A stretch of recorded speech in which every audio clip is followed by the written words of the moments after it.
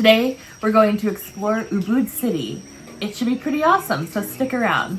On this episode of Mapping It, we spend the day exploring Ubud, starting with an early morning visit to TEGALLALANG Rice Terrace.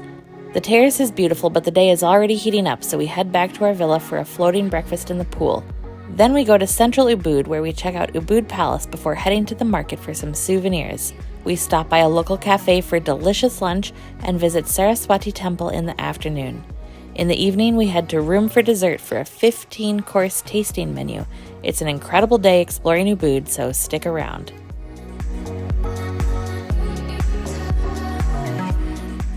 We woke up at sunrise to come to TEGALLALANG Rice Terraces, just north of Ubud.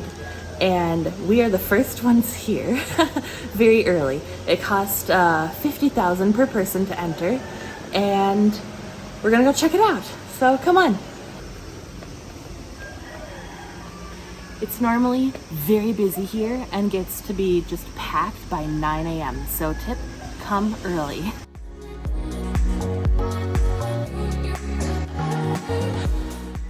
Wow. This is very built up right here.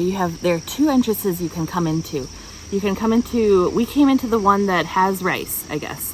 Like the terraces currently have rice. And there's another one that doesn't currently have rice. And the trails are apparently a bit muddier and not as well maintained. But the price is the same. So we came to this one, and right here, the entrance is very built up. Yeah. We have birds' nests, heart nests, lots and lots of birds' nests. I count at least 4 Bali swings. I don't think they're open yet. We are very, very early. Yes. But we will stop by on the way back, see how busy it gets. And right now we're gonna go trek through the rice terraces. I'm a bird. You're in a bird's nest. TEGALLALANG Rice Terrace is a UNESCO World Heritage Site, and it's one of the most popular places to visit in Ubud. Crowds can be a problem, so definitely go early. There are lots of swings and nests and staged photo spots, but in our opinion, the best thing to do is skip all that and hike through the rice terraces. You may encounter farmers along the way who ask for donations as you cross their land. 10,000 rupees is a common amount to give. Be prepared for mud if you come during rainy season. Don't wear your nice white shoes here.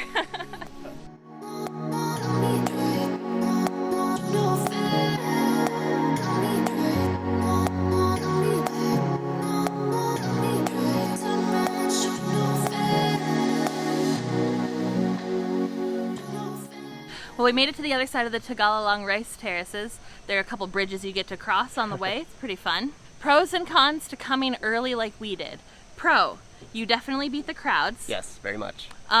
Pro, it's pretty cool right now because the sun isn't super high in the sky. Con, nothing is open, so like if you want to do those Bali swings, you got to come a little later in the day. Con for coming in the rainy season, sunrise is hit or miss. Yeah, not so much sun right now. Yeah, it's very overcast. So we didn't get those beautiful beams of light streaming through. But if you come during peak season, come early and you'll get some magical misty sunlight. Now we're gonna hike back to the other side, meet our driver, and take us back to the hotel for some breakfast. Woo! We will see you at breakfast. We're back at the hotel and we have some pretty incredible floating breakfast.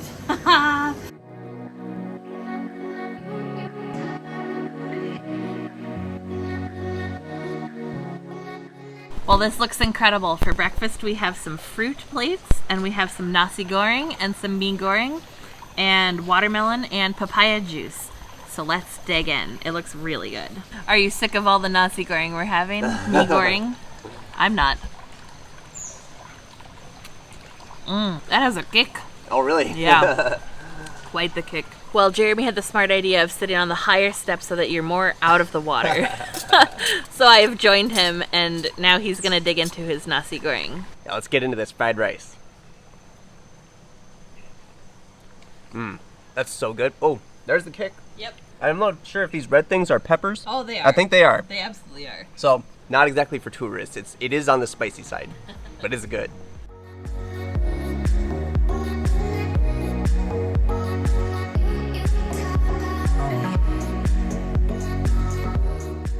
We made it to Ubud Center. Woo! It only took about an hour. Now we're gonna explore. Yeah, let's go see what there is.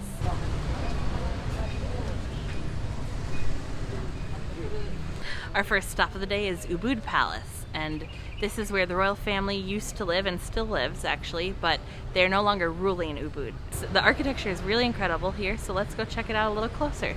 Ubud Palace was built in the early 1800s in the style of traditional Balinese architecture. In 1917, there was a huge earthquake in Bali, and Ubud Palace suffered significant damage. It was diligently restored and reopened in 1928.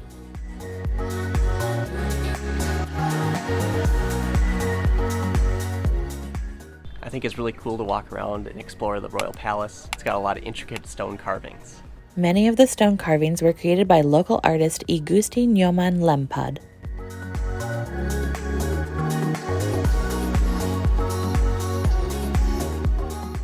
All the details of this place are a photographer's dream. I could stay here all day, but instead, we should probably move on to the next thing. Let's go see what we can find.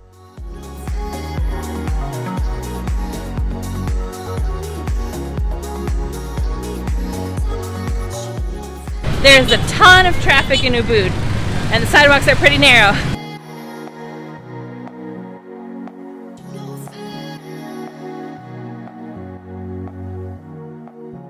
Well, we've made it to Ubud Market, just 1 block away from the Royal Palace. Let's see what there is.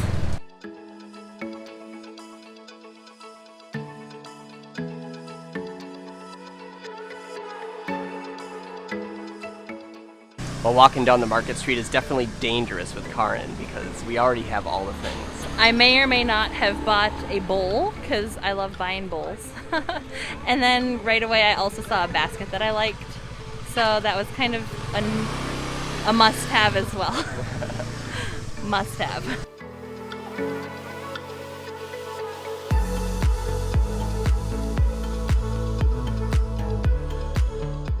We've got a couple tips if you're coming to the markets in Ubud. Go early and you might get a better price than later in the day because they believe that the first sale of the day is lucky. And don't accept the first price that's offered. They expect you to haggle, and so then you can get a better price.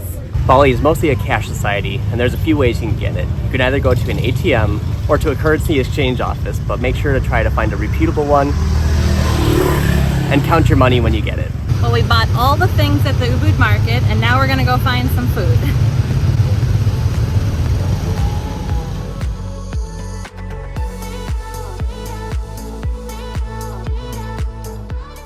Well, we made it to our lunch spot. We've come to Kafe. That's it, just Kafe. And we've ordered some really good food.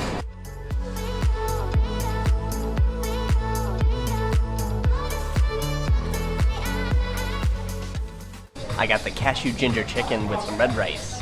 Got some beans, got the chicken cashews, maybe some peppers. Looks hot.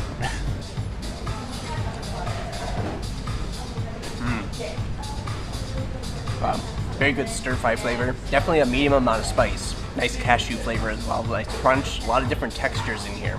Very good. I got the nasi goreng with chicken and a free-range organic egg on top. Looks very good. And no, I'm not sick of nasi goreng yet, even though we've had it many times. It's always good, so I can't wait to dig in. We got some red rice, mixed vegetables. Oh, just look at that.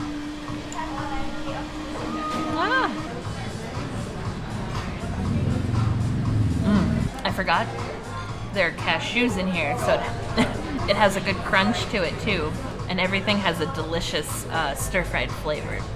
This is wonderful.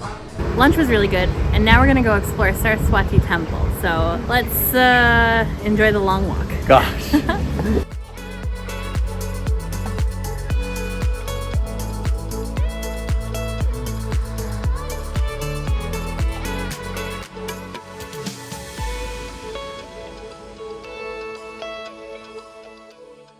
After a bit of a walk, we made it to Saraswati Temple, and right next to it, actually inside the gates of the temple, is a Starbucks.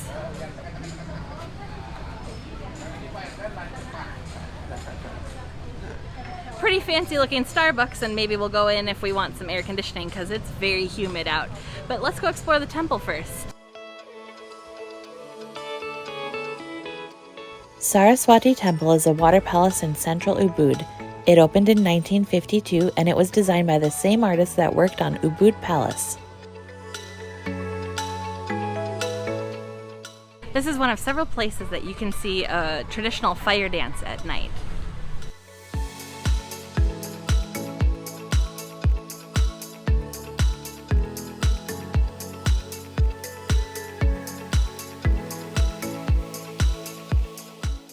Well, this temple is gorgeous, really fun to explore, very quick to explore. Yeah. Yeah. It has a beautiful lily pad pond in front of it and a lot of construction work going on to the side.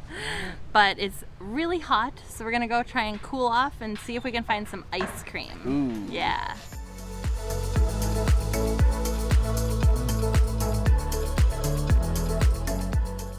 We found some gelato. What'd you get? I got yogurt with strawberry and granola. Looks very good. It's melting immediately. That's gelato. No, that's Bali heat. I got passion fruit. Wow, that's insanely good. Very accurate. Very fruity and very tropical. Perfect treat in Bali for the weather. We just did some shopping at M Mart, which can only mean one thing. Another episode of Chips and Trips is coming up. And now back to the hotel.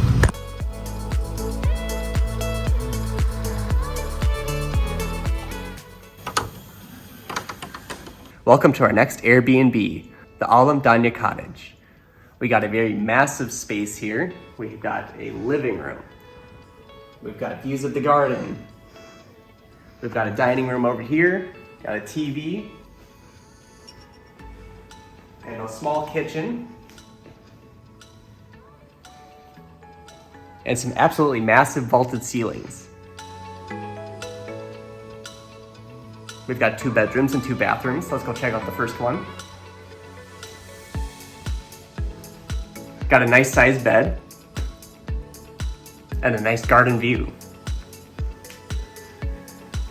A little bit of a patio to sit on. And a bathroom.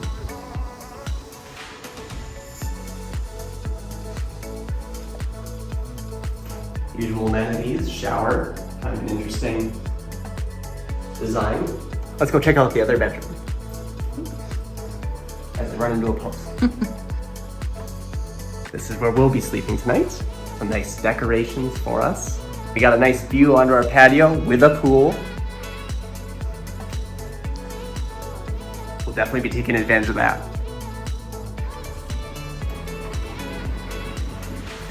Looks nice.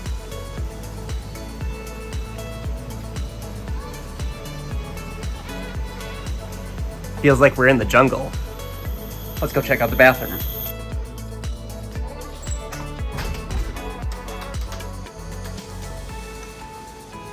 This one's a bit outdoors. Got a nice tub and a shower. It does have a little bit of a roof, so you're not fully exposed. There you go. Looks like a nice place. Some perks of staying here include a free shuttle to the city center, which is about a 15-minute ride, and drop-off and pickup times happen at scheduled times of day. If you're wondering what a 2-bedroom villa like this costs, this runs about $170 per night. We've spent the afternoon relaxing at our villa, and it's been pretty nice, I'd say. Very much. It's nice to get a break from the Bali heat. Yep. And right now we have dinner reservations at Room4Dessert, a very cool, specialized restaurant. Jeremy has no idea what we're walking into. Yeah, Jeremy has no idea what we're walking into. I planned the whole thing. It'll be a surprise for him and a surprise for you. We probably won't be able to film a whole lot there, but we'll show you the food that we got. We'll let you know how it goes. See you there. Room4Dessert is a pretty fancy restaurant and quite a splurge, something we're not typically used to when we travel, but it makes for a fun event. They offer a tasting menu and you can opt to pair it with wine or cocktails to take the experience to the next level. We made dinner reservations a couple months in advance, and if you plan to visit, be sure to do the same. When we arrived, we were escorted through the garden and learned a bit about the local ingredients they grow and use in their food. Then it was time to eat. What do you think? Well, so far this is just ridiculous. Should be fun though.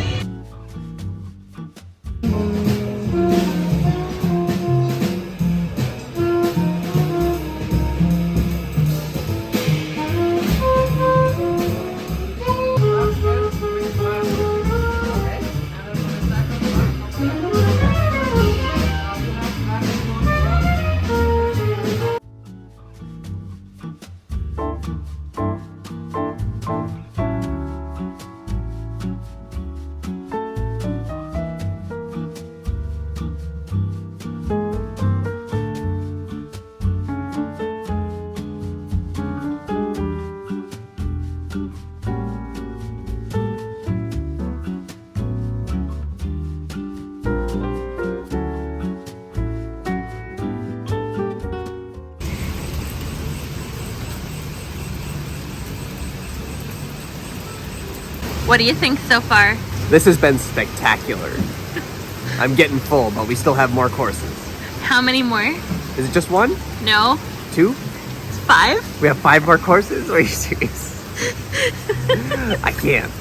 Well, we've moved to the outside and we have 5 petit four left.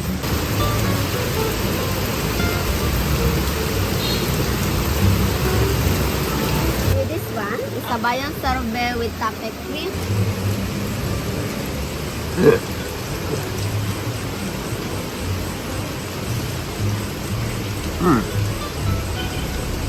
Wow, that's fresh.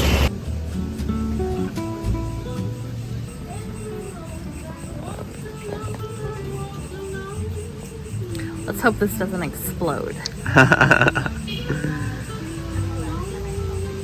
It's going to explode. Oh no. One bite. Creamy deliciousness on the inside, filled with a creamy ricotta, and then a tart jam on the outside. It's delicious.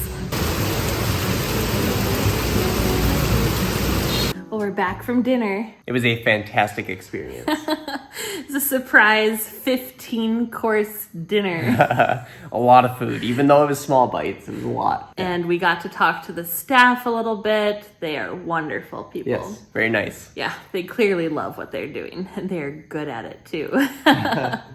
And the restaurant was Room4Dessert. And so the main course was actually, like the 5 main courses were desserts. So it was a dinner of desserts. Yeah, it was a dinner of desserts. What more could you want? It was very good. It was very good. Would definitely recommend. It's not cheap. Not cheap. It's definitely a splurge for us. It's worth it. Very worth it. Well, we are pooped, and we have an early day tomorrow, so we will see you in the next one. Bye.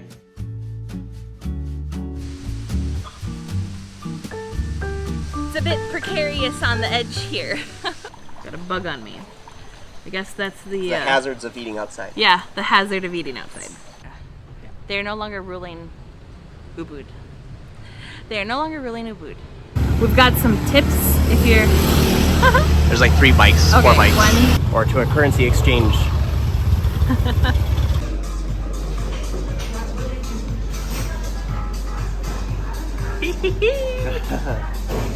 If you're wondering what a villa... And right now we have dinner I said it weird. And the restaurant was called Leave Room for Dessert. No. What? The restaurant is called Room4Dessert. Room4Dessert.